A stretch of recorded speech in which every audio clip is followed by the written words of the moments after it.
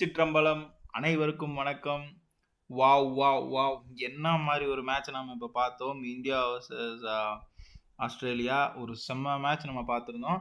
நம்ம ப்ரிடிக்ட் பண்ண மாதிரியே 80% நடந்தது. நம்ம வந்து செகண்ட் பேட்டிங் எடுக்கிற டீம் தான் ஜெயிக்கும், இந்தியா தான் ஜெயிக்கும்னு சொல்லியிருந்தோம். அது வந்து 100% அப்படியே நடந்திருந்தது. பிளேயர்ஸ் ப்ரிடிக்ஷன்ஸும் வந்து ஜோஷ் இங்கிலீஷும் அப்புறம் இன்னொரு பிளேயர் வந்து நம்ம சொல்லியிருந்தோம். சுப்மன் கில் வந்து ஃப்ளாப் ஆவாங்க, அவங்க இன்னைக்கு பெருசாக விளையாட மாட்டாங்க அப்படின்னு சொல்லியிருந்தோம். அந்த மாதிரி நம்ம நிறைய ப்ரெடிக்ஷன்ஸ் வந்து நம்ம கொடுத்துருந்தோம். அது போக நம்ம வந்து டெலிகிராம் சேனலில் நம்ம அப்டேட் பண்ணிக்கிட்டே இருக்கோம். விராட் கோலி இன்னைக்கு ஒரு ப்ராமிசிங் பிளேயராக இருப்பாருன்னு சொல்லியிருந்தோம். ஸ்டீவ் ஸ்மித் ப்ராமிசிங் பிளேயர்ஸாக இருப்பார் அப்படின்னு சொல்லியிருந்தோம். ஸோ இதெல்லாமே வந்து நம்ம சொன்ன மாதிரியே நடந்திருந்தது. ஸோ நிறைய பேர் ஆதரவு தெரிவிச்சுட்டு வருவீங்க. தயவு செஞ்சு உங்கள் ஃப்ரெண்ட்ஸுக்கு நிறைய பேர் ஷேர் பண்ணுங்கள், நம்ம இப்படிலாம் ப்ரெடிக்ஷன் பண்ணிட்டு இருக்கோம்னு சொல்லிட்டு. ஸோ ஐபிஎலுக்கும் நம்ம ப்ரெடிக்ஷன் பண்ணலான்னு இருக்கோம். ஸோ உங்களோட ஆதரவு தொடர்ந்து தெரிவிச்சுட்டே வாங்க, ஓகேவா? இன்னைக்கு நம்ம இந்த மேட்சோடைய ப்ரெடிக்ஷன்ஸை பார்ப்போம். இது யாருக்கும் நடக்குது அப்படின்னா சவுத் ஆப்பிரிக்கா வர்சஸ் நியூசிலாந்து தான் நடக்குது. இது செமிஃபைனலுடைய 2வது மேட்ச். ரெண்டு செமிஃபைனல் தான் அதோடைய மேட்ச். இது வந்து இன்னைக்கு 5ஆம் தேதி 2:30 மணிக்கு லாகூரில் நடக்குது. நீங்கள் இன்னும் நம்ம டெலிகிராம் சேனலில் ஜாயின் பண்ணல, புதுசாக வரீங்க அப்படின்னா கண்டிப்பாக நம்ம டெலிகிராம் சேனலில் ஜாயின் பண்ணிக்கோங்க. ஸ்க்ரீனில் தெரியுற இந்த QR கோடை ஸ்கேன் பண்ணிங்க அப்படின்னா கூகுள் லென்ஸில் ஓப்பன் பண்ணி ஸ்கேன் பண்ணிங்க, ஸ்ட்ரைட்டாக நம்மளுடைய டெலிகிராம் சேனலுக்கு போயிடும். அப்படியே ஜாயின் பண்ணிக்கோங்க. அப்படி இல்லைன்னா கீழே டிஸ்கிரிப்ஷனில் நம்ம வந்து லிங்க் தருவோம், கிளிக் பண்ணி ஜாயின் பண்ணிக்கோங்க. நம்ம லாஸ்ட் மினிட் ப்ரெடிக்ஷன்ஸு, அப்புறம் வந்து இந்த வீடியோவோட சுருக்கம், இது எல்லாமே எடுத்து அதில் போடுவோம். ட்ரீம் 11 பிளேயர்ஸ் கூட நம்ம போடுவோம்.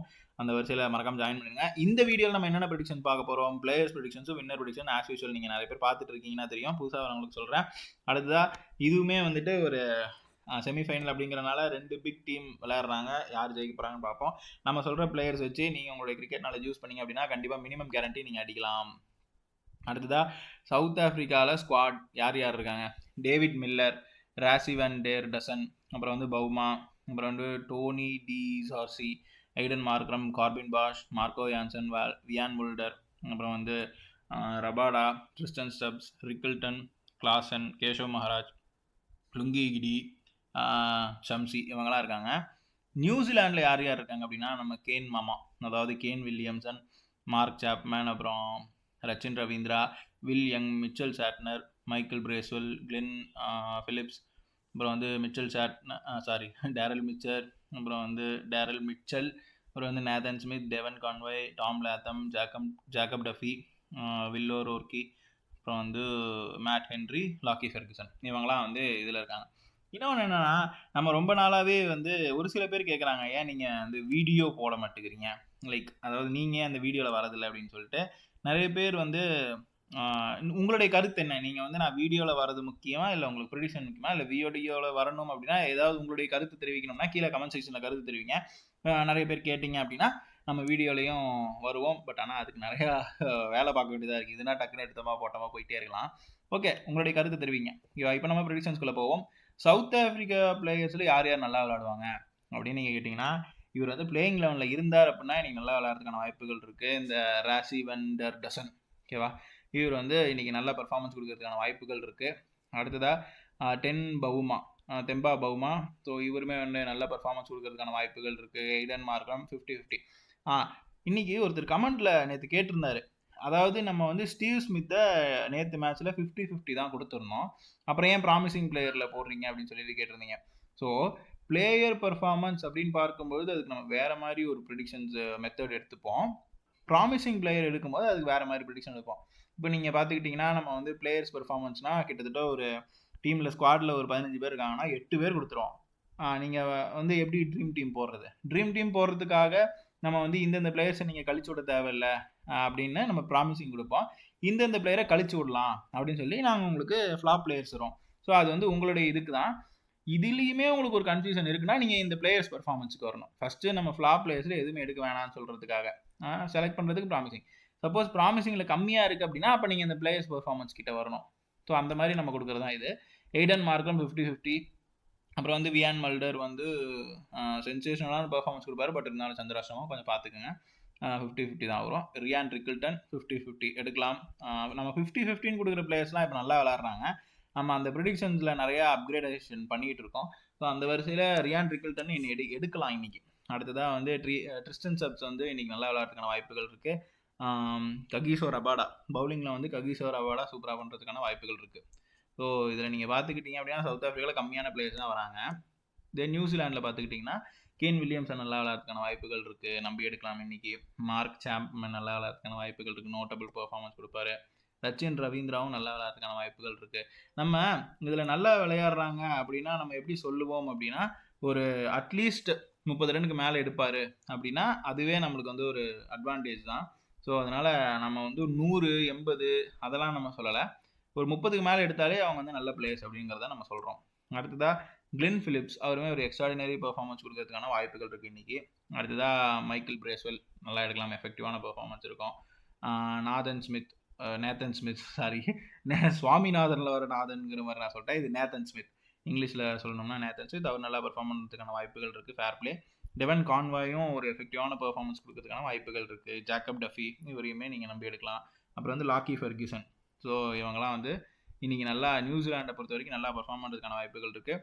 பிளேயிங் 11 போட்டதுக்கப்புறம் இதில் எந்தெந்த பிளேயர்ஸ் வேணுமோ அதுக்கேற்ற மாதிரி பார்த்து சூஸ் பண்ணிக்கோங்க. ஃப்ளாப் பிளேயர்ஸை பற்றி நாம் பார்ப்போம். டேவிட் மில்லர் இன்னைக்கு கொஞ்சம் ஆவரேஜான பர்ஃபார்மன்ஸ் கொடுப்பாரு. அப்புறம் டோனி டி ஜார்சி இவரும் இன்னைக்கு கொஞ்சம் ஆவரேஜான பர்ஃபார்மன்ஸ் கொடுப்பாரு. கார்பின் பாஷ் அவர் எனக்கு தெரிஞ்சு பிளேயிங் 11 இருந்தார் அப்படின்னா சந்திராஷ்டமம் வேறு, அதனால் எடுத்துக்க வேண்டாம். அடுத்ததான் மார்க்கோ யான்சன். ஸோ இவர் வந்து ஒரு எப்படி சொல்கிறது, பொதுவாகவே ஆல்ரவுண்டரை வந்து நம்ம ஃப்ளாப் பிளேயர்ஸை கொடுத்தோம் அப்படின்னா நீங்கள் அதில் வந்து ஒரு முடிவு எடுத்துக்கலாம். எப்போதுமே ஒரு ஆல்ரவுண்டரில் இருக்கிறவர் ஃப்ளாப் ஆகிறதுக்கு வாய்ப்புகள் கொஞ்சம் கம்மி தான். இது ஜோதிட ரீதியான கருத்து கணிப்பு அப்படிங்கிறதுனால நம்ம இதில் சொல்கிறோம். பட் ஆனால் மார்க்கோ யான்சன் அப்படிங்கிறவர் வந்து ஆல்ரவுண்டரும் கூட. அதனால் ஃப்ளாப் பிளேயர்ஸில் நம்ம கொடுக்குற ஆல்ரவுண்டரை நீங்கள் கொஞ்சம் கன்சிடர் பண்ணாமல் இருக்கிறது பரவாயில்ல. ஓகேவா? அடுத்ததாக ஹென்ரி கிளாசன் நாட் பர்ஃபார்மன்ஸ் அவ்வளோவா நல்லா பர்ஃபார்ம் பண்ணக்கூடிய வாய்ப்புகள் கம்மியாக இருக்கும். அடுத்ததாக கேஷவ் மகராஜும் கொஞ்சம் ஆவரேஜான பர்ஃபார்மன்ஸ் தான். லுங்கி கிடி அவர் வந்து நல்ல பர்ஃபார்மர் தான். பட் இன்றைக்கி வந்து அவருடைய பர்ஃபார்மன்ஸ் மற்றவங்களோட கம்பேர் பண்ண கொஞ்சம் நார்மலாக இருக்குங்கிறதுனால அவர் ஃப்ளாப்பில் கொடுத்துருக்கோம். ஷம்சி சப்போஸ் பிளேயிங் 11 இருந்தாருன்னா எடுத்துக்க வேண்டாம்.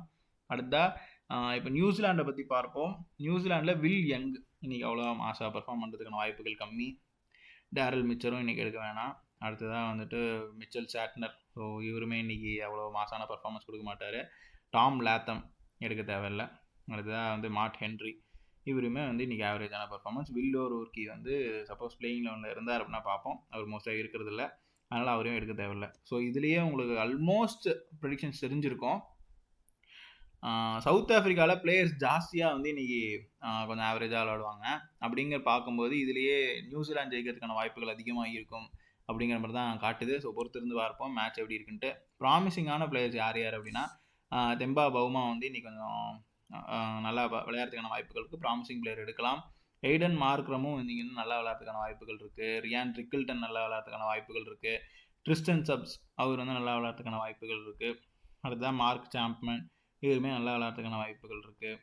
அடுத்ததாக கிளென் பிலிப்ஸ் அவரும் சூப்பராக விளையாடுறதுக்கான வாய்ப்புகள் இருக்குது. ஜாக்கப் டஃபி ஸோ இவங்களாம் நல்லா விளையாடுறதுக்கான வாய்ப்புகள் இருக்குது. ப்ராமிசிங்கான பிளேயர்ஸ் அப்படிங்கிறதுனால இதில் வந்து பார்த்துக்கிட்டிங்க அப்படின்னா 4 சவுத் ஆஃப்ரிக்கன் பிளேயர்ஸ் இருக்காங்க, 3 நியூசிலாந்து பிளேயர்ஸ் இருக்காங்க. அப்படின்னு பார்க்கும்போது இதுலேயுமே ஒரு என்ன சொல்கிறது, நியூசிலாந்து தான் வந்து டாமினன்ட் காட்டுது. பட் இதில் 4 பிளேயர்ஸ் இருக்கனால இந்த இடத்துல வந்து கொஞ்சம் டை ஆகுது. ஸோ பார்ப்போம். அடுத்ததாக மேட்ச் வின்னர் யார் அப்படின்னு நீங்கள் கேட்டிங்கன்னா நியூசிலாண்டுக்கு இன்றைக்கி 60% வாய்ப்பு இருக்குது. நம்ம 4 மெத்தடில் எடுப்போம் இல்லையா, அதில் வந்து 2 மெத்தடில் என்ன சொல்லுது அப்படின்னா நியூசிலாந்து 60% வாய்ப்பு இருக்குது, சவுத் ஆஃப்ரிக்காவுக்கு 40% வாய்ப்பு இருக்குது. அப்புறம் ஃபர்ஸ்ட் பேட்டிங்காக செகண்ட் பேட்டிங்காக நீங்கள் கேட்பீங்களா, அதில் வந்து யார் ஜெயிக்கிறதுக்கான வாய்ப்புகள் இருக்குன்னா செகண்ட் பேட்டிங் எடுக்கக்கூடிய டீமுக்கு தான் வாய்ப்புகள் அதிகமாக இருக்குது அப்படிங்கிறது காட்டுது. டாஸ் வந்து போட்டதுக்கப்புறம் எந்த டீம் ஜெயிக்கும் அப்படிங்கிறத பற்றி நம்ம டெலிகிராம் சேனலில் போடுவோம். மறக்காமல் நம்ம டெலிகிராம் சேனலில் ஜாயின் பண்ணிக்கோங்க. புதுசாக பார்க்குறீங்க அப்படின்னா கண்டிப்பாக ஜாயின் பண்ணுங்கள். உங்களுக்கு நிறைய விதமான அட்வான்டேஜஸ் அதில் வரும். கிரிக்கெட் ப்ரெடிக்ஷன்ஸும் சரி, ஜோதிட தகவலும் சரி, எப்படி கிரிக்கெட் ப்ரெடிக்ஷன்ஸ் பண்ணணும், இந்த மாதிரி விஷயங்கள்லாம் நம்ம சொல்லுவோம். மறக்காமல் நீங்கள் அதில் ஜாயின் பண்ணிக்கோங்க. ஓகேவா? லிங்க் டிஸ்கிரிப்ஷனில் இருக்குது. இன்றைக்கி நீங்கள் வந்து எந்தெந்த பிளேயர்ஸ் நல்லா விளையாடுவாங்க அப்படிங்கிற உங்களுடைய கருத்து கணிப்பு இருக்கும் இல்லையா, அதை வந்து கீழே போடுங்க. நல்லா ரன் அடிக்கக்கூடிய பிளேயர் யார், அதிக விக்கெட் எடுக்கக்கூடியவங்க யார், அப்புறம் வந்து உங்களுடைய ட்ரீம் பிளேயரில் யார் நீங்கள் கேப்டனாக வைஸ் கேப்டனாக போடுவீங்க இப்படிங்கிற உங்களுடைய கருத்தெல்லாம் நீங்கள் வந்து கமெண்ட் செக்ஷனில் பதிவு பண்ணுங்கள். நம்ம வந்து அதுக்கேற்ற மாதிரி யார் யார் வின் பண்ணுறீங்களோ உங்களுக்கு மேக்ஸிமம் கிவ் அவே கொடுப்போம். மறக்காமல் ஜாயின் பண்ணிக்கோங்க. மீண்டும் இன்னொரு வீடியோவில் வந்து உங்களை சந்திக்கும் வரை உங்களிடமிருந்து விடைபெறுவது உங்கள் ஜோதிடர் பாஸ்கர் யோகேஷ். நன்றி, வணக்கம்.